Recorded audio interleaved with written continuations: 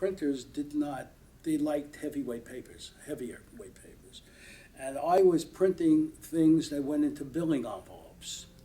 And the lighter the paper meant the more square inches I could use to insert into the envelope for the extra weight that wasn't covered by the bill. And I would go down in weight a lot. I think the first time we were using, when we created the HBO guide, I didn't create the HBO guide, but I was involved in it at the beginning.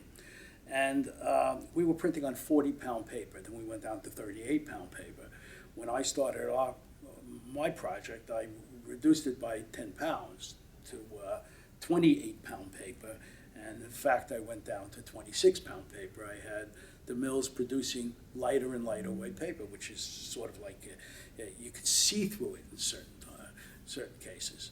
So, but the lighter, the better. And in order to make the paper more opaque, I would print full saturated color on the paper with the process. So it made the paper opaque. You couldn't see through the saturated color. Some of the colors I would use were metallic, like silver was one major. So the entire page was silver with process colors on it, and we produced these for ourselves. We even produced them as brochures because we also did marketing brochures. But I had published a magazine called Premium Channels, and that magazine was all silver. The entire, each page was silver. They were 24 pages and 32 pages, depending on the weight of the bill, depending on the size of their envelopes, and each of them, there were so many different billing companies mailing our material. Some had bigger envelopes, some had smaller envelopes. So I had to switch papers on the presses that we used, and there was nothing that we could do other than get lighter and lighter and lighter. As a matter of fact, I think there's a sample somewhere around of 24-pound paper, which was made by Madison Paper Company for us.